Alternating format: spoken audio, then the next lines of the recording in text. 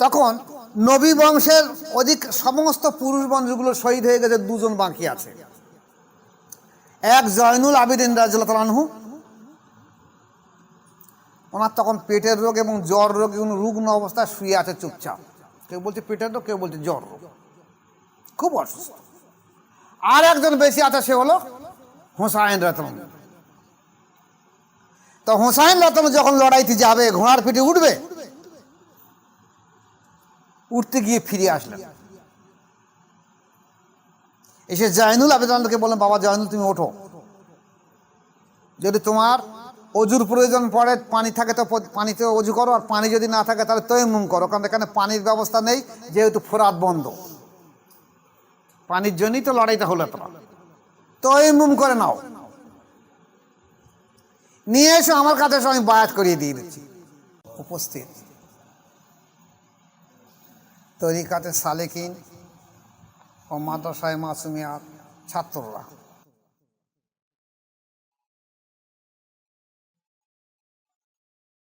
আজকের একটা বিষয় আপনাদের সামনে আলোচনা করে দিয়ে দিচ্ছি।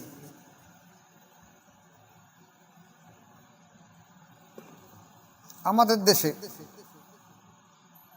দেখা যায়, যারা মাদ্রাসায় থেকে পড়াশুনো করেছে, বিশেষ করে হাফেজ সাহেব, মাওলানা সাহেব, মুফতি সাহেব, কারি সাহেব, বা কোনো মসজিদের ইমাম সাহেব, বা ওয়াইজিন, যে ব্যক্তি ওয়াজ করে বেড়ায়,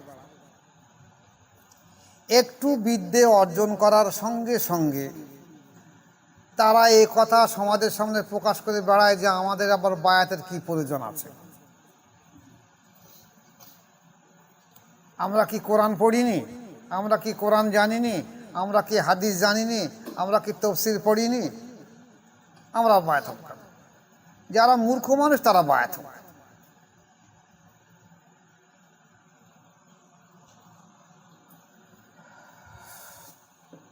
তাহলে এক কথায় তাদের বক্তব্য হলো যে আমরা যখন কোরআন হাদিস পড়েছি, আমাদের আর বায়াতের প্রয়োজন নেই। এমনকি এমন কথা বলে যে আমরা সরাসরি কোরআন হাদিস পড়ি, যখন সরাসরি আল্লাহ পাকের কাছে জানাবো, কিছু চাওয়ার আল্লাহর কাছে চাবো, আমাদের আবার ওসিলার কি প্রয়োজন। মাঝে মাঝে এমন কথাও কানে ভেসে আসে যে কোরআন শরীফের ওসিলার কথা কোথায় আছে। এছাড়া এরা এই যে বায়াত হবে না, তা বায়াত হবে না, তা ওরা তো কান্টে আরো কিছু ওদের দলবলের দরকার। একটা গল্প বলি, বুঝতে পারবেন। শিয়াল দেখেছেন তো? শিয়ালের একটা ডাক নাম বলে শিয়াল পণ্ডিত বলে। জানি না কোথায় লেখাপড়া শিখেছে, তবে সব বলে শিয়াল পণ্ডিত। তো শিয়াল নদী বা পুকুরের ধারে কাঁকড়া ধরে, কাঁকড়া খায়। তো খায় কি করে জানেন? ওই লেজটা ওই চালার মধ্যে দেবে, দিয়ে আর চালার উপরে বসে আর লেজটা আস্তে আস্তে ঘুরো, আর কাঁকড়া যদি থাকে তার গায়ে হিলবিল করবে, খেতে মাছ ধর। যখন ধরলো আস্তে টেনে উঠতো, তুলে এবার মদাম পড়ে আমিষ করে বসে কাঁকড়া চিবিয়ে খাচ্ছে। এখন তার মধ্যে কিছু কিছু কাঁকড়া থাকে, সপ্তাহ উঠে আসে না। তারা বলে কি ব্যাপার, চালার উপরে কিছু একটা আসলো আর যেন হিলবিল মতন করলো, আর যে আঁকড়ে ধরলো আর সে উঠে গেল, সে আর ফেরে না, কি ব্যাপার। তো এইরকম করে কাঁকড়ার একটা বৈঠক ডেকেছে যে কি করা যায়। সবাই বলে এক কাজ কর, ওই নাপিতির বাড়ি চ, একটা খুর চুরি করে আনে। তো একটা নাপিতির বাড়িকে কাঁকড়ার একটা খুর চুরি করে এনে চালার মধ্যে বসে রয়েছে। এক শিয়াল সে সেই চালায় গিয়ে ও আবার ফেরে লেজ দিয়ে আর বসে আর ওই লেজ নাড়া দিচ্ছে। এই কাঁকড়া বলে ঠিক আছে, সেই যাই হবে খুর দিয়ে কেটে দেবো। যে ও চালার উপর তার গোড়া হাঁপড়ে কেটেছে। কেটে যখন তাতে শিয়াল তো চিকড়ি মিকড়ি ছুটেছে যন্ত্রণায়, এ গাছের গায়ে গুঁতো মারে, ও গাছের গায়ে গুঁতো মারে, এখন আটা রক্ত বার হচ্ছে, জ্বালা যন্ত্রণা সারাতে হবে। তো কোনো মতে রোগটা তার সেরে গেল। এখন দেখা গেছে সমাজের মধ্যে এক ঘরে হয়ে গেছে, সবাই ওর মুখ মানে চায়, বলে দেখি বেরিয়ে শিয়াল লেজ নি, হাসাহাসি কর। তো ও দেখলো মহা সমস্যা, এর থেকে তো বাঁচতে হবে। তা আমার কিছু সাঙ্গপাঙ্গ এক জায়গায় জোটাতে হবে, তখন তো আমি এক ঘরে হয়ে যাচ্ছি।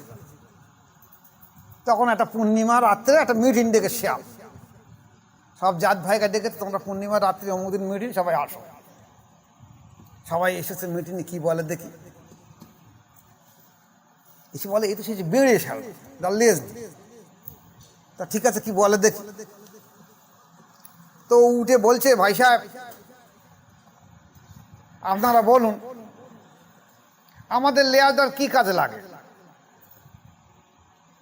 কোনো কাজে লাগে?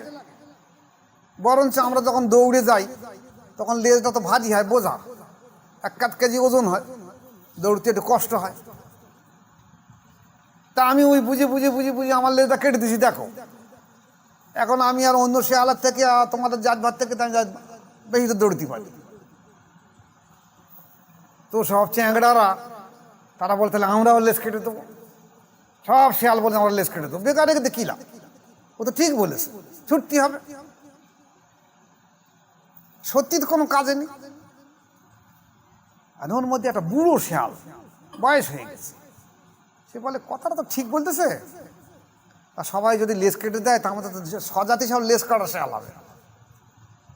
তা কিছু বলতে হবে। তো উঠে বলছে আমার কিছু বলার আছে। তা বলছে বলো।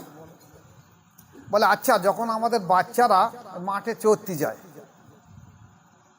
তখন যদি কোনো শত্রু আক্রমণ করে আমরা কি করি? আমরা সামনের দুটো পা নিচেই ভর দে আর লেজটা উঁচু করে দিয়ে আমরা ঘোরাই, তোরা এই আমি এখানে আছি, চলে আয়। তো বাচ্চারা তখন সেই সিগন্যাল থেকে ছুটে চলে আসে। এটা সত্যি না মিথ্যে? সবাই বলে হ্যাঁ এটা সত্যি। বলা আচ্ছা ওটা গেল, তাহলে দেখা তাতে লেজ কাটা যাচ্ছে না। আচ্ছা এবার বলো দেখি, গায়ে যদি মশা মারে তখন কি হবে বলেন দেখি? মশা বসে কি দিয়ে মারবে? আমার তো লেজ দিয়ে ঝাপট করে ঝাপটা মারি, মাছি বসলি, ডাঙাস বসলি। তাহলে এইবার যদি আমার গায়ে মশা বসে, ডাঙাস বসে, মাছি বসে, তা আমি তাড়াবো কি করে? এখন সেই চ্যাংড়া শেয়াল করা বলেছে এই তো ঠিক কথা বলছে, লেজ কাটা একদম যাবে না। ধরো ও বদমাশি করে, ও কেটা লেজ কেটে দিয়েছে আর ও বলে সব কটা লেজ কাটা, আমাদের লেজ কেটে যাচ্ছে। তা আমার এই মাওলানা ভাইগুলো, হাফেজকারী মাওলানা মুফতি, ওরা তো লেজ কাটা, ওরা চাচ্ছে যে আমারও একদল লেজ কাটার ললে আসুক। তাই সাধারণ মানুষকে বলে বোঝাচ্ছে। আর সাধারণ মানুষ তো বোঝে না। এমনকি এমন কথা বলছে যে যার মা বাপ বেঁচে রয়েছে তার আর বায়াতের দরকার নেই, সে আবার বিশের কাছে যাবে কেন? তার মা বাপ বেঁচে রয়েছে।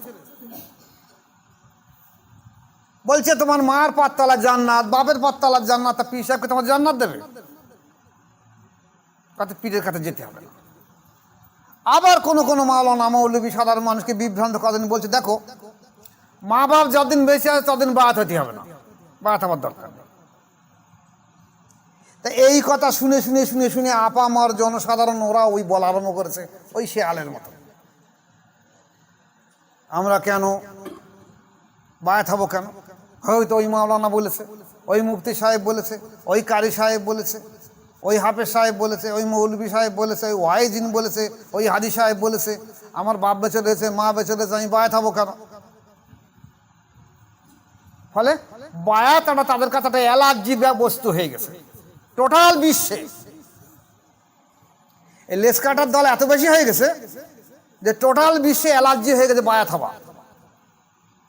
বায়াতের জন্য একটা অ্যালার্জি। এখন সত্যি কি বায়াতের প্রয়োজন নেই? তাহলে কোরআন কি বলছে, হাদিস কি বলছে?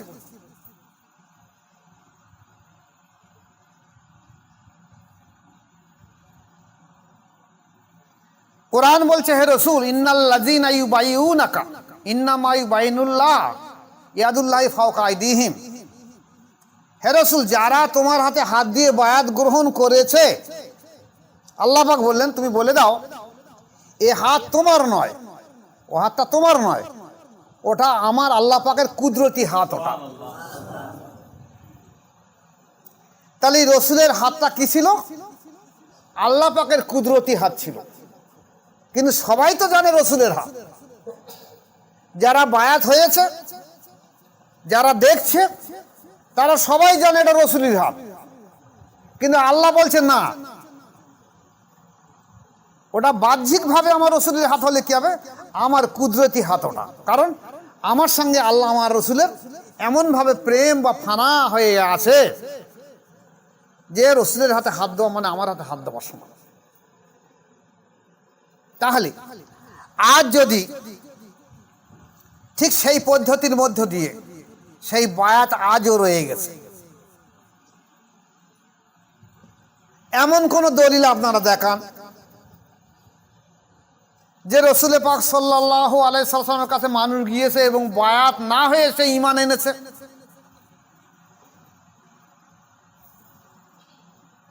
প্রথম অবস্থায় আল্লাহ রসুল কি বলতেন, দেখো তোমরা আমার উপরে ঈমান আনো, আমি যে নবী এটা মেনে নাও। নিয়েছো? বলছে হ্যাঁ মেনে নিয়েছি। আপনি যে নবী, কোনো সন্দেহ নেই। তাহলে তোমরা এবারে বায়াত গ্রহণ করো। হাত বাড়িয়ে দে, এবারে বায়াত করিয়ে দেওয়া হচ্ছে। এখন এই বায়াত এক এক সময় এক এক রকম ছিল। অনেক সময় যুদ্ধের জন্য বায়াত করা হয়েছে। এখন এরা সেইটা আবার বিগড়ে দেওয়ার চেষ্টা করছে, এই লেজ কাটার দল। কি বলছে, এই বায়াতের কথা এসেছে সেটা যুদ্ধের জন্য। এখন যুদ্ধের জন্য আবার বায়াত আসলো কেন? বায়াত এতটা সাহাবা সবাই রয়েছে, তাহলে যুদ্ধের জন্য আসলো কেন? এটা বাড়তি অঙ্গীকার করা হচ্ছে। বায়াত তো আগে হয়ে সবাই, বাড়তি অঙ্গীকার করা হচ্ছে যে আমরা লড়াইয়ের ময়দানে আমরা পিঠ দেখে ফিরে আসবো না, জীবন থাকে থাকার জায়গা। ওই ঈমান, ওই যে বায়াত হয়েছে ওটা ঈমান আনা হয়েছে। আর এটা লড়াইয়ের জন্য, যাতে আমরা লড়াই থেকে না ফিরে আসি তার জন্য বায়াত গ্রহণ করা কথা বলা হয়েছে। কিন্তু ঈমান আনার জন্য প্রত্যেকে বায়াত হতে হয়েছে। শুধু এই বায়াত না, আমাদের দেশে একটা মানুষ বলে কি জানেন, বাচ্চাদের বায়াত হতে হয়। আবার কেউ কেউ বলে মেয়েদের বায়াত হতে হয়। ওই আলিমটা বলে। ওর পাশাপাশি এটাও বলছে কি যে বাচ্চাদের বায়াত হবার দরকার নেই আর মেয়েদের বায়াত হবার দরকার নেই। আর এই কথা শুনে শুনে শুনে শুনে মানুষ এত জেনে বুঝে ফেলেছে, তারা বলছে আমরা বায়াত হবো কেন? ওই মাওলানা, ও তো মাদ্রাসায় পড়েছে, কি ভুল বলেছে? ও হাফেজ সাহেব, ও আমাদের মসজিদ ইমাম সাহেব, দীর্ঘদিন ধরে মসজিদ ইমামতি করে, ও কি ভুল বলেছে? ইতিহাস ঘেঁটলে দেখা যাবে এই ব্যক্তিগুলো কেউ কিন্তু বায়াত না। যারা বায়াত হয় তারা বায়াতের পক্ষে গায়, আর যে বায়াত না হয় সে বায়াতের পক্ষে গাবে না। যে সাহিত্যিক, যেমন কাজী নজরুল ইসলাম, ও যখন বসে থাকবে তখন ও গুনগুন করে ওই গানের আকারে ওই কবিতা লিখবে। কাজই হলো ওই, যার জন্য নজরুল ইসলামকে যদি একটা পান দেওয়া হয়েছে আর এক কাপ চা দেওয়া হয়েছে, ও বাহ্যিক সমস্ত জগৎ ভুলে যাবে। তখন ওই পান চিবে বা চা খাবে আর লিখবে। ওর কাজই হলো লেখা, ও আর কিছু জানে না। এখন যারা এই দিকে নেক হয় তারা একটা সাইডে দুর্বল হয়। আমি সেদিকে যাচ্ছি না। বক্তব্য হলো এই যে যারা বায়াত গ্রহণ করেছে তারা বায়াতের দাওয়াত দেয়, আর যারা বায়াত হয় না তারা বায়াত না হওয়ার দাওয়াত দেয়। বায়াত হয় না কারা? আল্লাহ রাসূল সাল্লাল্লাহু আলাইহি ওয়াসাল্লাম বলেছে, দেখো যারা বায়াত বিহীন হিসেবে মারা যাবে, বায়াত না হয়ে মরে যাবে। অনেকগুলো হাদিস এসেছে। একটা হাদিস এসেছে যে সে কিয়ামতে কোনো সুপারিশকারী পাবে না।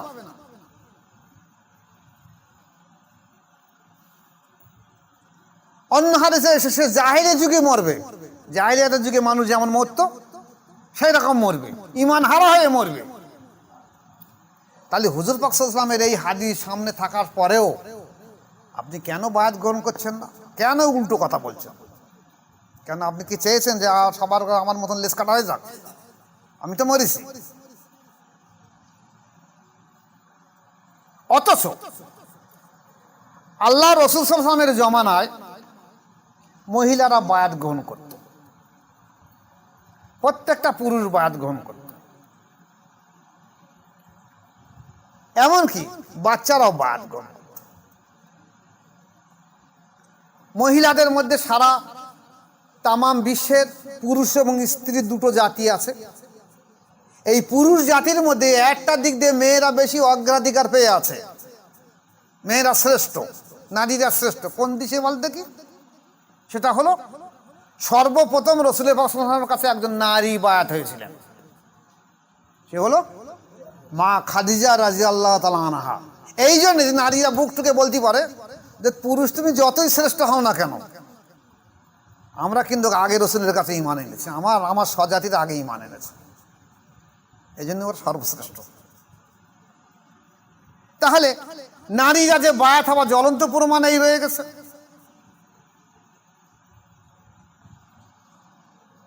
বাচ্চাদের মধ্যে 7 থেকে 10 বছর বয়স হযরতে আলী রাদিয়াল্লাহু উনি বায়াত হয়েছেন। এই মা খাদিজা রাদিয়াল্লাহু আনহা বায়াতের পরে দেখা গেছে পুরুষদের মধ্যে, যুবকদের মধ্যে হযরতে আবু বকর সিদ্দিক রাদিয়াল্লাহু সর্বপ্রথম বায়াত গ্রহণ করেছে। আবু বকর সিদ্দিক রাদিয়াল্লাহুর সঙ্গে আল্লাহ রাসূলের বয়স 1 বছরের পার্থক্য, 1 বছরের পার্থক্য। তাহলে সমপর্যায়ভুক্ত বয়স, সমপর্যায়ভুক্ত মানুষ, একটা মানুষকে নবী বলে মেনে নেওয়া অত সহজ কথা নয়। কিন্তু একসঙ্গে একই পর্যায়ে বয়স, একই জায়গায় বাড়ি, একই সঙ্গে মেলামেশা করেছি, একই সঙ্গে সব করেছি, এখন তাকে নবী বলে মেনে নেওয়া চারদিকনি কথা না। কিন্তু আবু বকর সিদ্দিক রাদিয়াল্লাহু উপরে বহু হাল অবস্থা এসেছে, নবী তিনি সব কিছু দেখে মেনে এনেছেন। তাহলে বয়স্ক মানুষদের মধ্যে সর্বপ্রথম ঈমান এনেছে হযরতে আবু বকর সিদ্দিক রাদিয়াল্লাহু। তেমনি বাচ্চাদের মধ্যে সর্বপ্রথম ঈমান এনেছে হযরতে আলী রাদিয়াল্লাহু তাআলা আনহু। কেউ বলতো না 7 বছর বয়স, কেউ বলতো না 10 বছর বয়স। এখন এই বায়াত হবার জন্যে আমাদের দেশে অনেক আছে, যুবক ছেলে বায়াত হতে গেলে বলে আমি ঠিক আছে, আমি আমার মার মুখে জিজ্ঞেস করে দেখি, আমার বাপের মুখে জিজ্ঞেস করে দেখি। কারণ বাপ হয়তো পশ্চিম মুখে হয় না, নামাজ পড়ে না, বাপ কি বল? যে বাপ বায়াত সম্পর্কে জানো সে কি বলবে?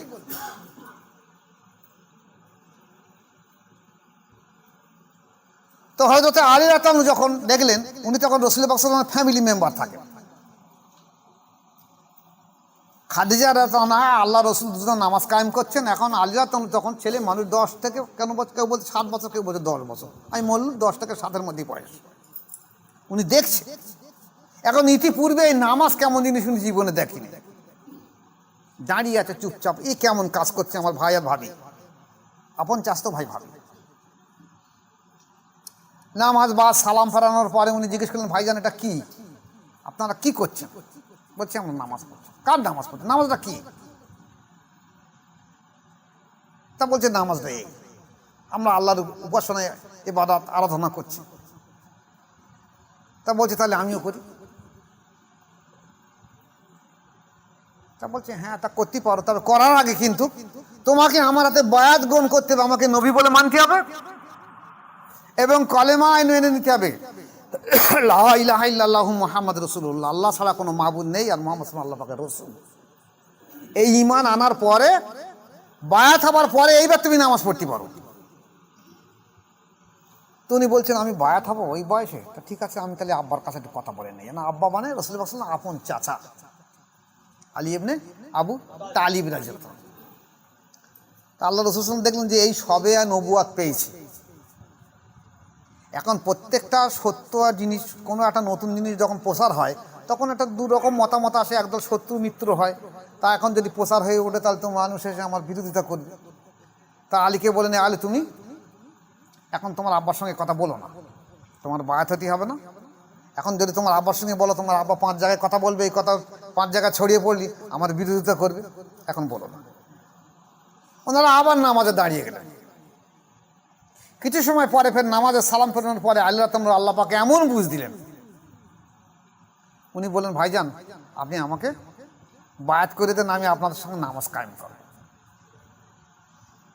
তা বলছে আব্বার সঙ্গে বলবো না, আব্বার সঙ্গে বলবো না। তো বায়াত গ্রহণ করলো। তাহলে আসলো সর্বপ্রথম একজন নারী বায়াত গ্রহণ করলো, একটা বয়স্ক পুরুষ বায়াত গ্রহণ করলো, আর বাচ্চাদের মধ্যে আল্লাহতানু বায়াত গ্রহণ করলো। এখন আল্লাহতানু বায়াত হওয়ার আগে যে বলেছিলাম আমার আব্বার সঙ্গে কথা বলবো, কিন্তু উনি আব্বার সঙ্গে পরামর্শ করেনি। এই থেকে প্রমাণ হয় যে যুবক ছেলেদের বায়াতের জন্য বাপ মার পরামর্শ নেওয়ার প্রয়োজন নেই, সে তার স্বাধীনভাবে বায়াত হতে পারে। এখন আমাদের দেশের মানুষ বলে কি, যেমন আগে আমাদের দেশে 4টে তরিকা রয়েছে, কাদেরিয়া, চিশতিয়া, নকশবন্দিয়া, মোজাদ্দেদিয়া। এখন এই কাদেরিয়া আর চিশতিয়া তরিকা, এই তরিকায় দেখা গেছে সর্বপ্রথম তাকে জিকির করতে হয়। ও তরিকার নফস হলো নাভি, এখানে এই নফসের প্রথমে নেসলা করতে হয়। এখন নফস হলো অন্ধকারপূর্ণ, আর কল, রু, শের, খফি, আকফা এই আলোকপূর্ণ, প্রত্যেকটা লতিফাটা রং আছে। আর নফস হলো অন্ধকারপূর্ণ, সে অন্ধকারে যদি কোনো মানুষ যায় তার গাড্ডায় পড়তে পারে। তাই কাদেরিয়া আর চিশতিয়া তরিকা সর্বপ্রথম যখন নফসের ইসলাহ করার চেষ্টা করা হয়, তখন অধিকাংশ মানুষ দেখা যায় আত্মভোলা বা মেয়ের মাথার দোষ হয়ে যায়। আমাদের পাড়ায় 2টো ছিল মহিলা আর একটা পুরুষ, 2টো মহিলা, একটা মহিলা একটা পুরুষ ছিল। ওই ভাঙর নতুন ব্রিজের তখন ব্রিজ হয়নি, ওখানে বসে বসে সবসময় গালাগালি দিত, মাথার দোষ হলো। মেজুর কাছে বায়াত ছিল, আমার শোনা কথা, আমি তাকে দেখিনি মেজুর কাছে বায়াত আছে কিনা, শোনা কথা মেজুর কাছে বায়াত ছিল। শেষকালে পড়ে ওই গালাগালি করত, সে ভাষা আর আমি বলছি না গালাগালির কথা। তাহলে কাদেরিয়া আর চিশতিয়া তরিকায় এই যে নফসের প্রথম ইসলাহ করার জন্যে দেখা যাচ্ছে অনেক মানুষের মাথার দোষ হতো। এইটা আমাদের দেশের মা বোনদের মধ্যে একটা ধারণা রয়েছে, আর আলেম ওলামা মৌলবীদের মধ্যে একটা ধারণা রয়েছে। তখন ওরা বলতে লাগলো, এই বাচ্চা তোরা বায়াত হয়নি, শেষকালে মাথা পাগল হয়ে মরবি, এই বয়স্ক মানুষ তোরা বায়াত হয়নি, তোরা মাথা পাগল হয়ে মরবি। কিন্তু এটা তো মোজাদের তরিকা, এটা কাদেরিয়া চিশতিয়া তরিকা নয়, যেখানে সরাসরি নফসের উপরে ইসলাহ করা হবে। এরা আগে নকশবন্দি বা মোজাদের তরিকা প্রথমে কলবের জিন্দা করা হবে, কলবের একটা আলো আছে, তারপর রুহের একটা আলো আছে, তারপর শেরের একটা আলো আছে, তারপর খফির একটা আলো আছে, তারপর আকফার একটা আলো আছে। এই 5টা আলো নিয়ে যদি একটা মানুষ রাস্তা দিয়ে চলে, সে আর পথভ্রষ্ট হবে না, গাড্ডায় পড়বে না। কিন্তু কাদেরিয়া চিশতিয়া তরিকা যখন সে প্রথম নফসের উপরে প্রেসার দেবে, নফস অন্ধকারপূর্ণ, অধিকাংশ গাড্ডায় পড়ে যেতে পারে। আর এছাড়া কাদেরিয়া চিশতিয়া তরিকার প্রথমে জিকির করা হয়, এখানে কলবে নাভির নফসে এখানে খেয়াল করে, এখান থেকে লা ইলাহা ইল্লাল্লাহ বলে কলবে ধাক্কা মারা হয়। এই যে মাথার সঙ্গে করায়, এই মাথার একটা দোষ হতে পারে, কিন্তু নকশবন্দি মোজাদের তরিকা এটা হয় না। এখন এই মানুষগুলো আমাদের দেশের নকশবন্দি আর মোজাদের তরিকা প্রচার ছিল খুব বেশি। তা যতগুলো পাগল হয়ে সব নকশবন্দি মোজাদের তরিকা, এই কাদেরিয়া চিশতিয়া তরিকা। আমাদের দেশে আগে ছিল কাদেরিয়া চিশতিয়া তরিকা, নকশবন্দি মোজাদ না, কাদেরিয়া চিশতিয়া তরিকা। তা যতগুলো ম্যাড হয়ে তরিকা করতে গিয়ে সব ওই কাদেরিয়া চিশতিয়া তরিকা হয়েছে। আর মানুষের মধ্যে সেই বদ্ধমূল ধারণা রয়েছে, এরাও যদি বায়াত হয় হয়তো পাগল হতে পারে, তার ঠিক। ফলে এখন অনেক জায়গায় বলে বায়াত হয়েছে, এ মরেছে, পাগল হয়ে যাবে না। নকশবন্দি মোজাদের তরিকা জীবনে কাউ বায়াত হবে না, কারণ মস্তিষ্কের সঙ্গে সম্পর্ক নেই আমাদের তরিকায়। যে নফসের সঙ্গে সম্পর্ক রয়েছে কল নয়, নফসের কপাল, মাথার কোনো সম্পর্ক নেই। আরও তরিকার সঙ্গে কাদেরিয়া চিশতিয়া তরিকার একদম সম্পর্ক রয়েছে, যত মাথার তালু থেকে কলবে ধাক্কা মারা হবে। ফলে এখানে মাথার দোষ হতে পারে, আর হয় ও দেখেছি অনেকে আত্মভোলা হয়ে থাকে। এছাড়া কাদেরিয়া আর চিশতিয়া তরিকার অধিকাংশ মানুষ ফানার মোকামে গিয়ে আটকে যায়। ফানাপের শাইকে, ফানাপের রসুলি, না হলে ফানাফিল্লার মোকামে আটকে যায়। 100টার মধ্যে অধিকাংশ মানুষ এই ফানার মোকামে আটকে যায় বলে সে আর সংসার ধর্ম খুব বেশি করতে পারে না। আর নকশবন্দি আর মোজাদের তরিকার এই ফানার পরে বাঁকা আসে, এই বাঁকা মানে আবার তার পুনর্জন্ম হয়। এই বাঁকা আসে বলে নকশবন্দি আর মোজাদের তরিকার মানুষ দেখলে মনে হবে না যারা ওলি মানুষ, মনে হবে এরা সাধারণ পর্যায়ের মানুষ। যে যত বড় বাঁকা প্রাপ্ত মানুষ সে তত বেশি সাধারণ মানুষের সঙ্গে মিশে যাবে। যে জায়গায় এসে আল্লাহ রাসূল সাল্লাল্লাহু আলাইহি ওয়াসাল্লাম বলেছিল আমি তোমাদের মতন একটা মানুষ, এই বাঁকার অবস্থার দিক দিয়ে এই বোকারা বুঝতে পারে না, বলছে রসুল আমাদের মতন মানুষ বলেছে। আল্লাহ রসুল যখন পেশাব বা পায়খানা করে পাথর বা মাটিকে সঙ্গে সঙ্গে গ্রাস করে ঢেকে ফেলে দেয়, আর তুমি পায়খানা করে তার ধারে বাড়ে কেউ যেতে পারে না কেন? তুমি বলছো রসুল আমাদের মতন মানুষ বলেছে। এই জায়গায় বলেছে বাঁকার অবস্থা দিয়ে। তোমার সে বুঝনি, সে বুদ্ধির জন্য তোমার অন্তরের দরকার সে নেই।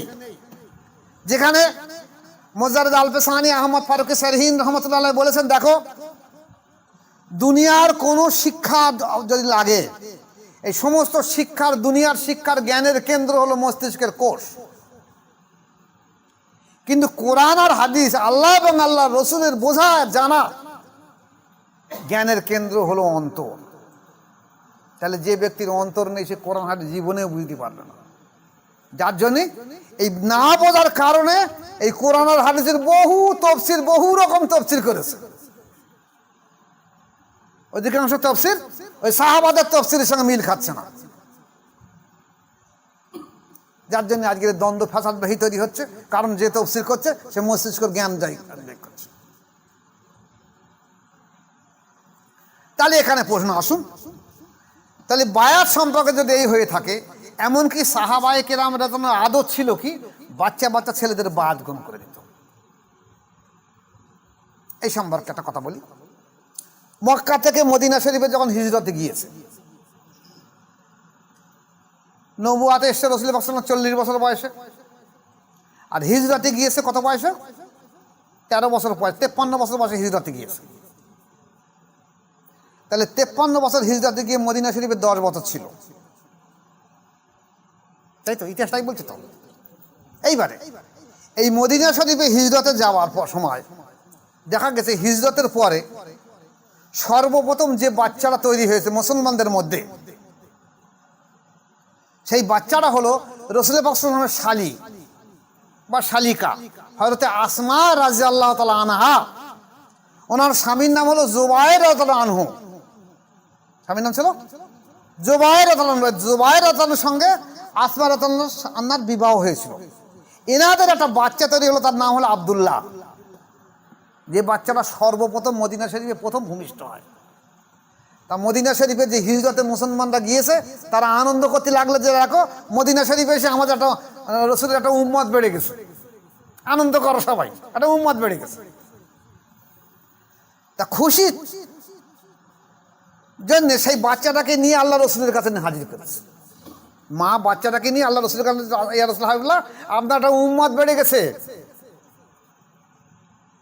তা ওদের আকীদা এমন ছিল, সেই বাচ্চাটা কেনে বলছে ইয়া রাসূলুল্লাহ আপনি এটাকে বায়াত করে দিয়ে দেন।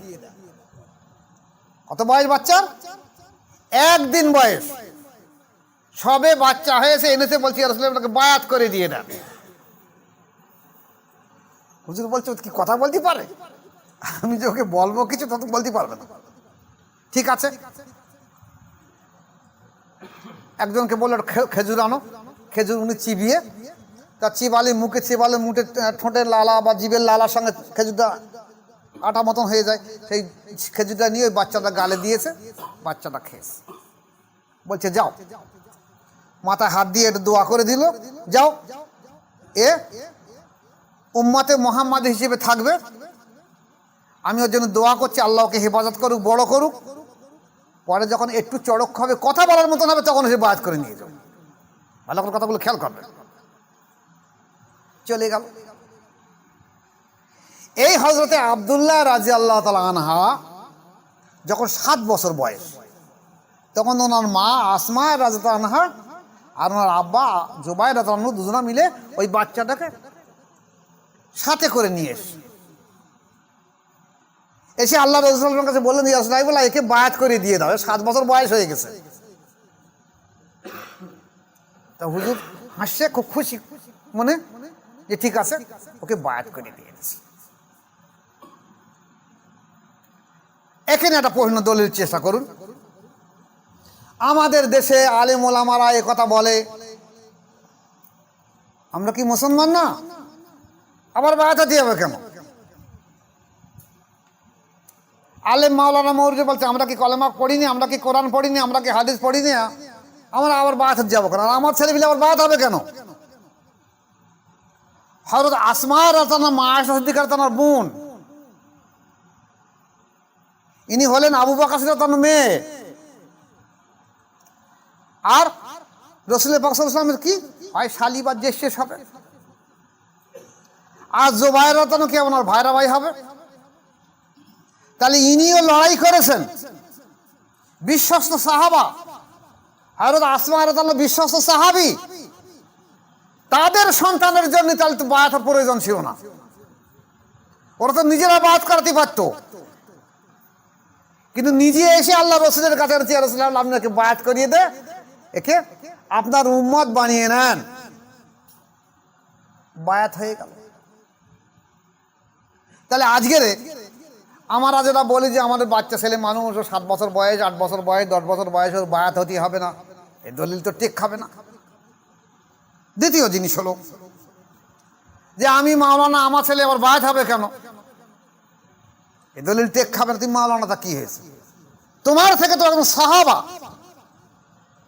রাসূল পাক সাল্লাল্লাহু আলাইহি ওয়াসাল্লাম বিশ্বস্ত সাহাবা, আর ইনি বিশ্বস্ত সাহাবী। তাদের কি ঈমান কম ছিল? তারা তো ঈমানের বলে বলিয়ান ছিল, তারা তো লড়াই গিয়েছে, হয়তো শহীদ হয়ে যেতে পারত।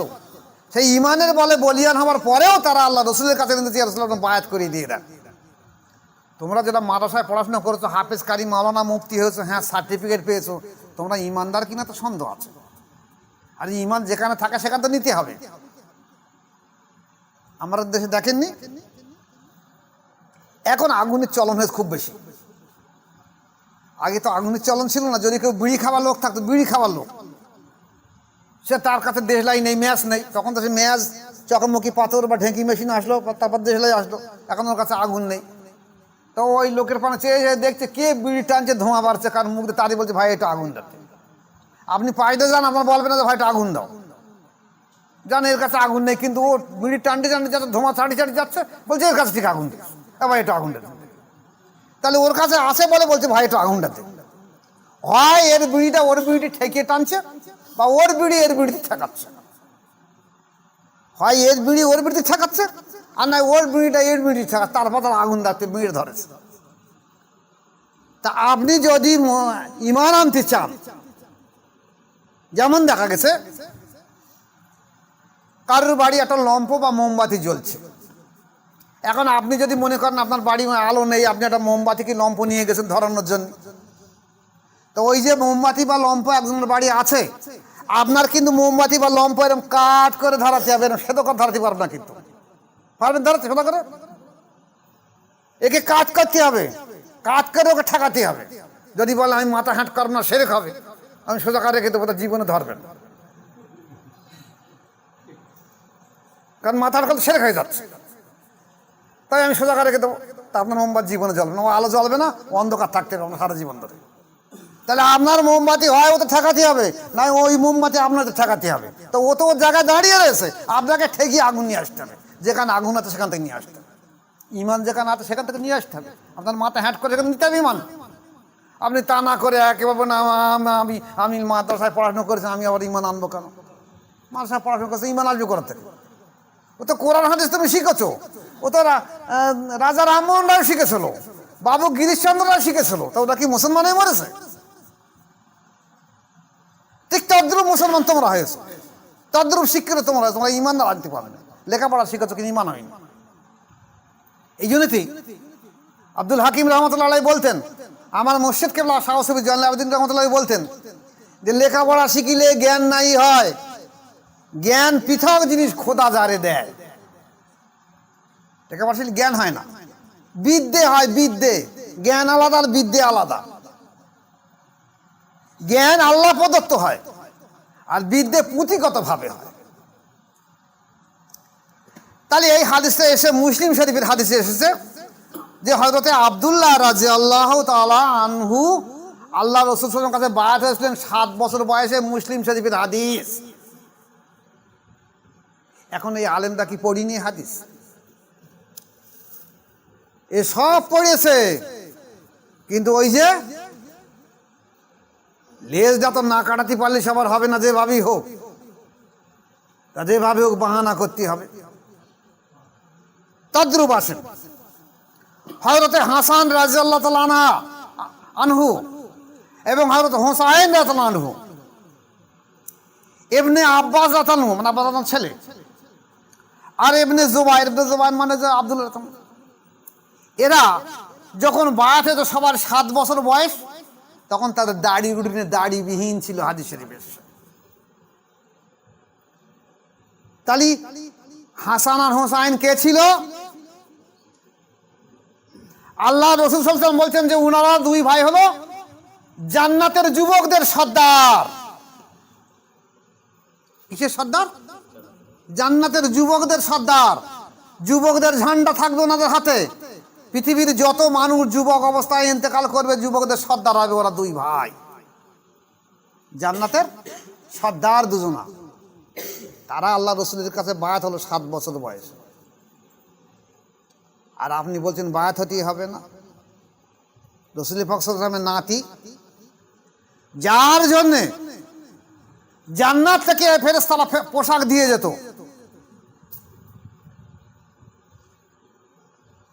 যার জন্য জান্নাত থেকে ফেরেশতারা পোশাক দিয়ে যেত, যাদের দোলনায় ঘুম পাড়ানোর জন্য ফেরেশতারা এসে দোলনা নাড়া দিত, যাদের খানার জন্য জান্নাতের খানা পাঠিয়ে দেওয়া হতো, তারা বায়াত গ্রহণ করেছে রাসূল পাক সাল্লাল্লাহু আলাইহি ওয়াসাল্লামের কাছে, তাও শৈশব অবস্থায় 7 বছর বয়সে। আর তোমরা বলছো বায়াত হতে হবে না। তোমরা কি হাসান রাদিয়াল্লাহু আনহু থেকে বড় হয়ে গেলে? এছাড়া ইবনে জুবাইর রাদিয়াল্লাহু আনহু সম্পর্কে যেমন বলা, তেমনি ইবনে জাফর রাদিয়াল্লাহু আনহু সন্তানও 7 বছর বয়সে বায়াত গ্রহণ করেছে। এবার আসুন আর একটা বড় দলিল দিয়ে দেই।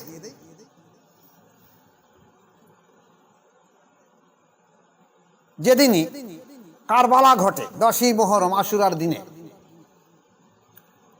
তখন নবী বংশের সমস্ত পুরুষ বংশগুলো শহীদ হয়ে গেছে, 2 জন বাকি আছে। এক জয়নুল আবেদিন রাদিয়াল্লাহু তাআলা আনহু, ওনার তখন পেটের রোগ এবং জ্বর রোগ, রুগ্ন অবস্থায় শুয়ে আছে চুপচাপ। কেউ বলছে পেটের রোগ, কেউ বলছে জ্বর রোগ, খুব অসুস্থ। আর একজন বেশি আছে, সে হলো হুসাইন রাদিয়াল্লাহু আনহু। তো হুসাইন রাদিয়াল্লাহু আনহু যখন লড়াইতে যাবে, ঘোড়ার পিঠে উঠবে, উঠতে গিয়ে ফিরে আসলেন, এসে জয়নুল আবেদিনকে বললেন, বাবা জয়নুল তুমি ওঠো, যদি তোমার অজুর প্রয়োজন পড়ে, পানি থাকে তো পানিতে অজু করো, আর পানি যদি না থাকে তাহলে তায়াম্মুম করো, কারণ এখানে পানির ব্যবস্থা নেই, যেহেতু ফোরাত বন্ধ, পানির জন্যই তো লড়াইটা হলো। তোমার তায়াম্মুম করে নাও,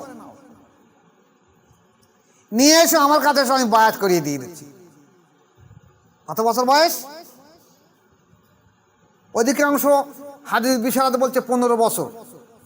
তারপরে পিছিয়ে এসছে সব, 10, 12, 13, 14, 15 উপরে কেউ যায়নি।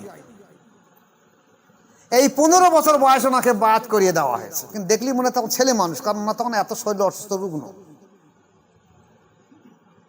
বায়াতের পরে বলে দিলেন যে বাবা জয়নুল রাদিয়াল্লাহু আনহু, তুমি শুনে রেখে দাও, তোমার এই বায়াতের মাধ্যম দিয়ে তোমার নানার দিন আবার জিন্দা থাকবে। আমি তোমাকে সেই দায়িত্ব দিয়ে যাচ্ছি। আমার আব্বার মাধ্যম দিয়ে, যে আমার নানার মাধ্যম দিয়ে আমার আব্বার কাছ থেকে এসেছে, আমার আব্বার মাধ্যমে আমাকে বায়াতের অনুমতি এসছে, আমি তোমাকে বায়াতের দায়িত্ব দিয়ে যাচ্ছি। তোমার মাধ্যমে আবার আমার নানার দিন জিন্দা হবে বায়াতের মাধ্যম দিয়ে। এবং তুমি বলে দিয়ে দেবে, আমার নানার যা সাহাবী ছিল, যারা পর্যায়ক্রমে আবু বকর, ওমর, উসমান আল্লাহ তোমার কাছে বায়াত গ্রহণ করেছে, তারপরে হাসান রাদিয়াল্লাহু কাছে বায়াত করেছে, আমার কাছে বায়াত গ্রহণ করেছে, যারা জীবিত আছে তাদেরকে বলবে তারা যেন সবাই তোমার কাছে বায়াত গ্রহণ করে। আবার কত বছর বয়স? বেশি 15 বছর বয়স। কাদেরকে বায়াত করতে বলা হয়েছে? সাহাবায়ে কিরামদের যারা জীবিত ছিল, যারা তাবিঈন ছিল, যারা সেই সময় বড় বড় মুহাদ্দিস ফোকা,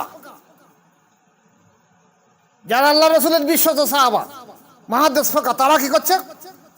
এখানে বায়াত গ্রহণ করছে। উদ্দেশ্যটা কি? বায়াতের মাধ্যম দিয়ে দিন জিন্দা করা। সেই বায়াত তোমরা অস্বীকার করেছো। তোমরা তাহলে তো হোসেন রাতান বলতে পারতো, বাবা জয়নুল তুমি একটু লক্ষ্য রেখে দিও, সব যেন সবাই যেন কোরআন পড়ে আর হাদিস পড়ে আর মাদ্রাসা তৈরি করে দিও, আর এইভাবে দিন টিকে থাকবে। কেন এই গুরুদায়িত্ব তোমার ঘরে চাপিয়ে দিয়ে গেলেন? তাহলে কি তার থেকে তোমাদের শিক্ষা নেওয়ার কিছু নেই? কি লেখাপড়া শিখেছো তোমরা?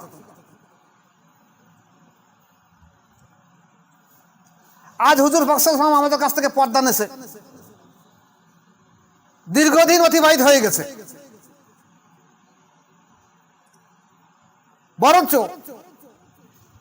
এটা সালাত অনুযায়ী আরো দিন জিন্দা হবার কথা ছিল, কিন্তু না, ঈমান কমে যাবে, যতদিন যাবে ওই সম্প্রদায়ের মানুষ বেশি হয়ে যাবে।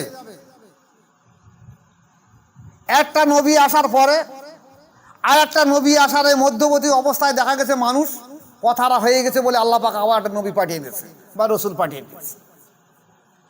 রসুল পাক সাল্লাল্লাহু আলাইহি ওয়াসাল্লামের পরে, আমাদের নবীর পরে আর কোনো নবী বা রসুল আসবে না বলে নবীর রিসালাত বহন করার জন্য নবী পাক সাল্লাল্লাহু আলাইহি ওয়াসাল্লামের নবুয়াতের অংশ দিয়ে দায়িত্ব দেওয়া হয়েছে, বেলায়েতের অংশ দিয়েও দায়িত্ব দেওয়া হয়েছে, এবং নবুয়াত আর বেলায়েতের অংশ দিয়ে দায়িত্ব দেওয়া হয়েছে আমার রিসালাতকে কিয়ামত পর্যন্ত জিন্দা রেখে দেওয়ার জন্য। সেই রিসালাত টিকে আছে, কিন্তু যেহেতু নবী পাক সাল্লাল্লাহু আলাইহি ওয়াসাল্লামের পরে অনেক দূরবর্তী সময় হয়ে যাচ্ছে, তাই দেখা যাচ্ছে এই রিসালাত বা বেলায়েত দুর্বল হয়ে যাচ্ছে আর মানুষ ক্রমশ পথভ্রষ্ট গোমরাহী হয়ে যাচ্ছে বেশি বেশি। এর মাধ্যম দিয়ে আল্লাহ পাক আবার কোনো একজন ব্যক্তির মাধ্যম দিয়ে আবার দিনকে নতুন করে জিন্দা করে নিয়ে দেবে, এটা আল্লাহ পাকের ইচ্ছা। এখন তার নবী আসবে না।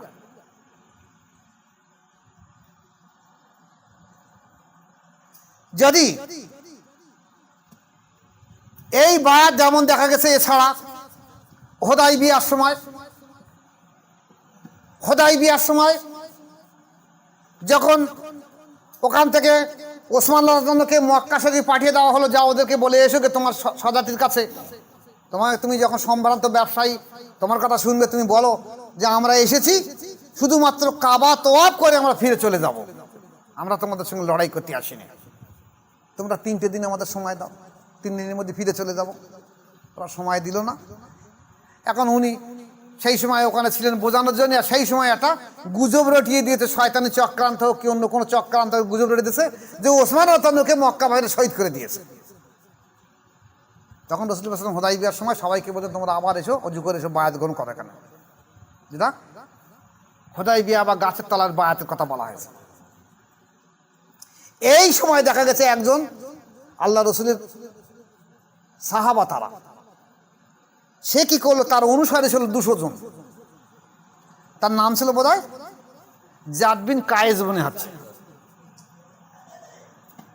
জাদ বিন কায়েস মনে আছে ওর নাম। হ্যাঁ, ওর সাঙ্গপাঙ্গ ছিল প্রায় 200 লোক। তাদেরকে বলো তোরা এখন বায়াত আমরা অনেকবার হয়েছি, আবার এখন হতে হবে কেন? তো বললো ইয়া রাসূলুল্লাহ, বলে আমার একটা উট হারিয়ে গেছে। তা সেই উট খোঁজার ওসিলা করে খুঁজতে লাগলো, আর এদের বলো তোরা একটু এদিক চলে আয়, উট খোঁজার ওসিলা করে চলে, আর তোরা আর বায়াত হস না। এরা কিন্তু রাসূল পাক সাল্লাল্লাহু আলাইহি ওয়াসাল্লামের কাছে বায়াত গ্রহণ করেছিল, ঈমান এনেছিল, নামাজ পড়েছিল, জিহাদ করেছিল, জিহাদও করেছে, হিজরতও করেছে, কিন্তু এই দিনে এই বায়াত অস্বীকার করার কারণে এদেরকে মুনাফিক এবং কাফেরের দলে ফেলে দেওয়া হলো, যারা মুসলমান নয়।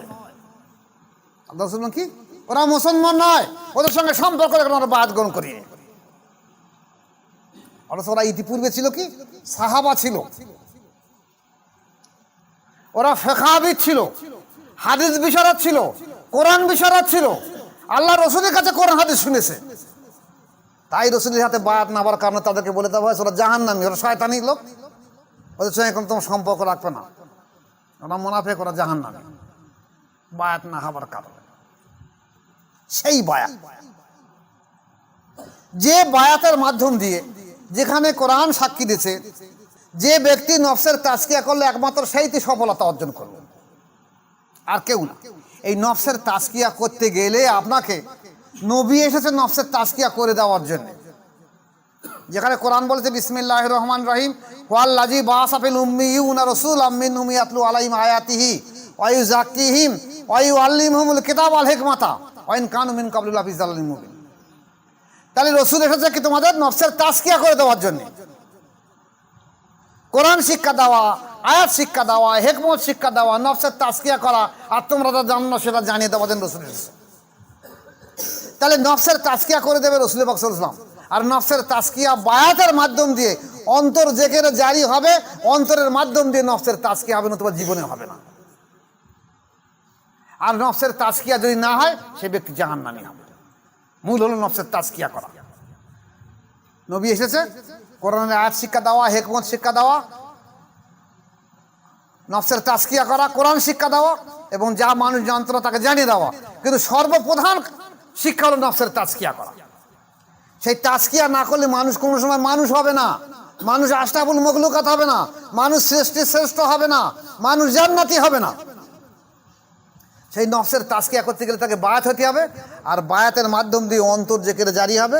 কারণ প্রত্যেকটা মানুষের কলবে অন্তরে শয়তান বসে থাকে। হাদিস বলছে, আল্লাহ রসুল বলছে, আমি বলছি না।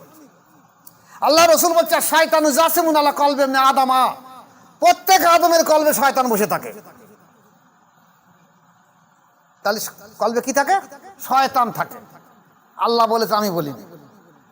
ফায়জা জাকারাল্লাহ ফাসাকা, যখন এই কলব আল্লাহর জিকির করে শয়তান কলব থেকে পালিয়ে যায়, সেখানে থাকতে পারে না, কলব জেকে সহ্য করতে পারে না। ওয়াইজা গাফালা ওয়াসাসা, আর যখন কলব জিকির বন্ধ করে দেয় সঙ্গে সঙ্গে আবার শয়তান সেখানে গিয়ে বসে ধোঁকা দেয়। তাহলে যখন কলব জিকির করে শয়তান পালিয়ে যায়, কলব জিকির করে মানে সেখানে আল্লাহর স্থান হয়েছে। কলবে আল্লাহর জিকির, আল্লাহর স্থান হয়েছে। আর কলব জিকির করে না মানে শয়তানের স্থান হয়েছে। ও মাওলানা মৌলবীরা, আপনারা বলছেন যে আমার বায়াত হতে হবে না, আপনার অন্তর জিকির করবে জীবনে। মৃত্যুর আগ পর্যন্ত আমি বলে দিচ্ছি, আপনারা খেয়াল রেখে দেন। যতই কোরআন পড়ুন আর হাদিস পড়ুন আর ফেকাবি ধরুন আর হাদিস বিশারদ হন, মৃত্যুর আগ পর্যন্ত আপনার অন্তর জেকেরে জারি হবে না যদি বায়াত গ্রহণ করে কঠোর সাধ্য সাধনা না করেছেন। আর নফসের তাজকিয়া হবে না। তাহলে ওই অন্তরের মধ্যে শয়তান বসিয়ে রেখে দে। সারা জীবন নামাজ পড়তে হবে, রোজা করতে হবে, হজ করতে হবে, জাকাত দিতে হবে, দান সাদকা করতে হবে, মানুষের দাওয়াত দিতে হবে, সব ওই শয়তানি কাজ হবে।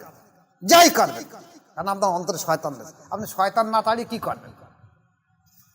আপনি নামাজে দাঁড়িয়ে বলছেন আউযু বিল্লাহি মিনাশ শাইতানির রাজিম, এ আল্লাহ আমি বিতাড়িত শয়তানের কাছ থেকে তোমার কাছে সাহায্য, তুমি আমাকে হেফাজত করে দাও। তা তোমার তো শয়তান নাই, আল্লাহ বলেন না, ওটা ঘাড়ে দাঁড়াইস না, দাঁড়াইস না। তোমার অন্তরটা কি করবে? তোমার সেম বসে রয়েছে বড় মেয়ে এখানে, কি হবে এবার উপায়? ওটা তো তাড়াতে পারছো না।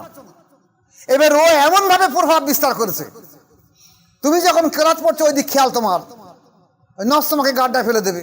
তুমি যে কাজ করবে নফস তোমাকে গাড্ডায় ফেলে দেবে, অন্তর তোমাকে গাড্ডায় ফেলে দেবে। এই শয়তান বসে পড়ে তোমার নফসকে তোমার প্রভাবিত করে দেবে, তোমাকে গাড্ডায় ফেলে তোমার ধ্বংস করে দেবে। ফলে তোমার নামাজ, রোজা, জাকাত, হজ, কোরবানি, দান, সাদগা, খায়রাত যা করবে, কিছু যদি না হয় একটা রিয়া কয়দা করে দিয়ে দেবে, যে তোমাকে ধ্বংস করে দেবে, সমস্ত ইবাদতকে বাতিল করে দিয়ে দেবে। তাই বায়াতের মাধ্যম ছাড়া অন্তর তাজকিয়া আসবে না, জীবনে তাজকিয়া আসবে না। এই জন্যে বড় পীর সাহেব থেকে আরম্ভ করে অধিকাংশ পীর মাশায়েখগণ বলেছে যে অন্তর শুদ্ধ সুস্থ করার জন্য বায়াত হওয়া ফরজে আইন।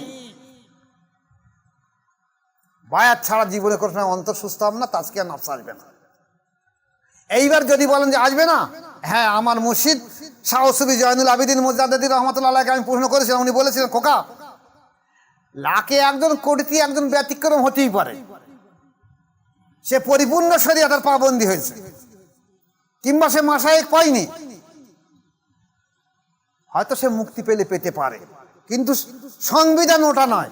সংবিধান হলো বায়াতের মাধ্যম দিয়ে অন্তঃশুদ্ধ তাজকিয়া হতে হবে।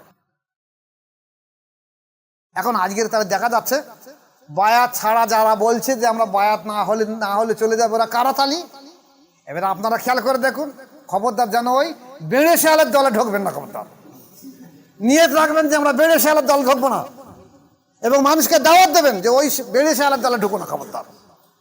তোমাদের হাতে না ধরে আমি পায়ে ধরে বলছি যে তোমরা ও দলে ঢুকো না, অন্তত বায়াত হও।